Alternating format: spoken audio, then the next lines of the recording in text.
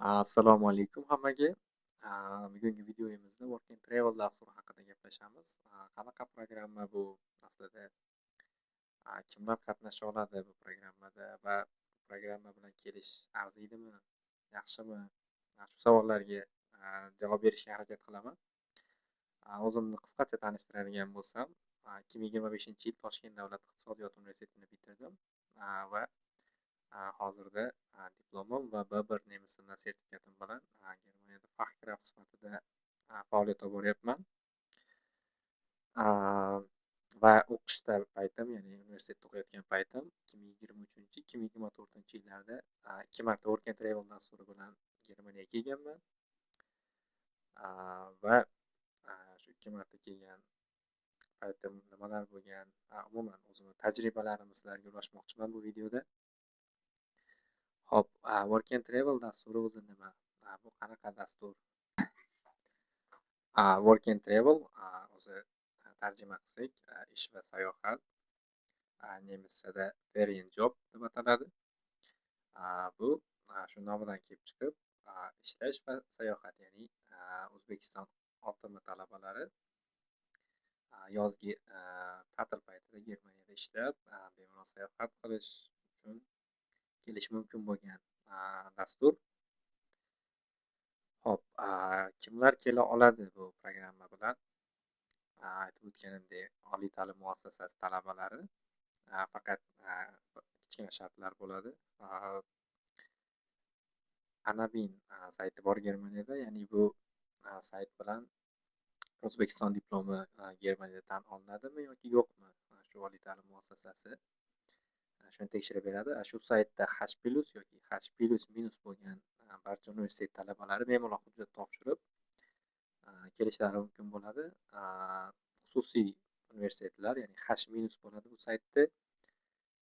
Bunaqa holatda afsuski oxirgi paytlarda viza berilmayapti. Lekin oldin 2023-yillarda xususiy universitet talabalari ham kelgan, bu dastur bilan vizalarni olishgan. Lekin hozirgi vaqtda viza berilmayapti ko'p hollarda. Bu dasturga zaochniy, ochniy buni ahamiyati yo'q. Faqat bittagina shart, bitiruvchi kurs bo'lmasligi kerak bo'ladi. Ochniy bo'lsa 1-chi, 2-chi, 3-chi kurs talabalari, zaochniy bo'lganda 4-chi kurs talabalari ham qabul qilinadi bu dasturga. Yana ko'pchilikda tug'iladigan savol bu, til bilish shartmi? Ya'ni til bilish kerak bo'ladimi bu dastur bilan kelishda? Aslida talab qilinmaydi hech qanaqa til bilish.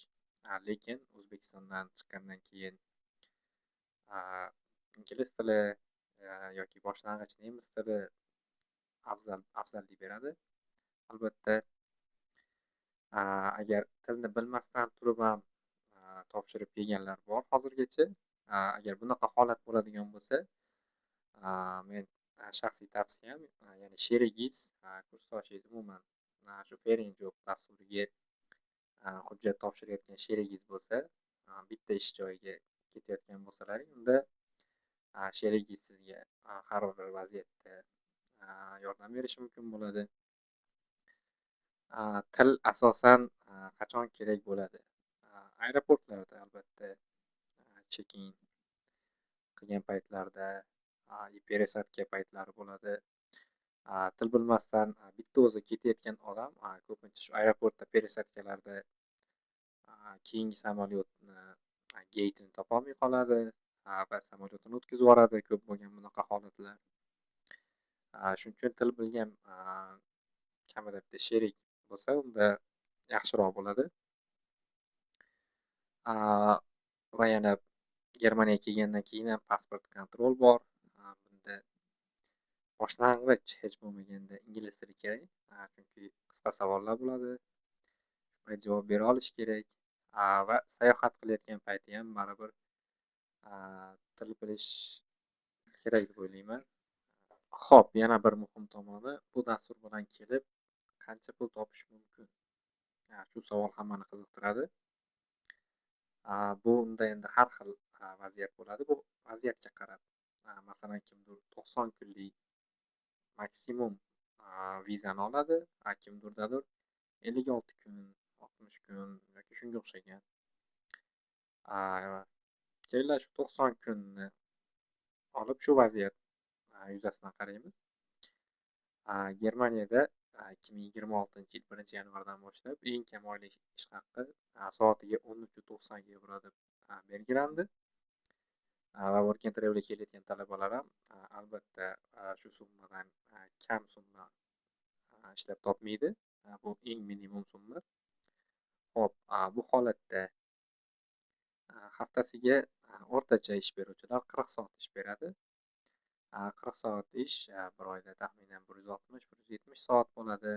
Agar buni 13.90 dan hisoblaydigan bo'lsak, 2300 yevro atrofida bo'ladi. Lekin bu qo'lga tegadigan pul emas, chunki Germaniyada soliqlar bor. Brutto, netto iboralari bor. Ya'ni bu hozirgi hisoblagan 2300 imiz bu bruttoda. Netto qoladigan summa taxminan 1600 yoki 1500 atrofida bo'ladi. Va undan tashqari shaxsiy xarajatlar bor. Yeb ichish, kvartira yoki sayohat qilish, shu tomonlari bor. Va yana bitta narsani aytib o'tish kerak, bu dastur bilan kelib unaqa katta summa ishlab ketish qiyin. Iloji yo'q emas, lekin qiyin. O'rtacha holatda shaxsiy fikrim 3000-3500 ishlab ketish mumkin.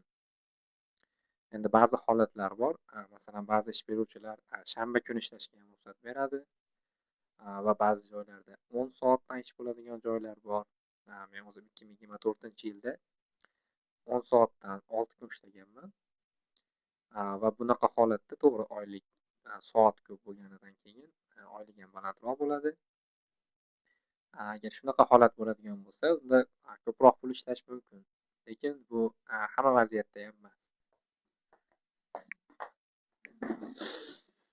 Xo'p, keyingi yana bir muhim jihatlaridan biri bu xarajatlar.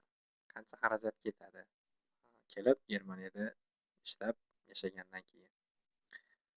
Xo'p, asosiy xarajatlardan bittasi bu yotoq joy. Ish beruvchi yotoq joy bilan ta'minlaydi va oylikdan olib qoladi. Yotoq joy shaharlarga qarab farq qiladi.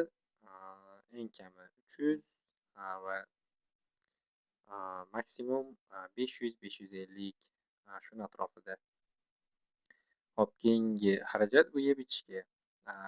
Germaniyada oziq-ovqat narxlari u darajada qimmat emas. Agar 3-4 kishi birgalikda yashab shunaqa vaziyat bo'ladigan bo'lsa, unda taxminan 200 yevro bemalol yetadi bir kishiga. Bir oy uchun yeb ichish uchun. Yana sayohat uchun xarajatlar bor. Kimdir sayohat qilgisi keladi, kimdirgadir ko'proq pul ishlab topish maqsad bo'ladi.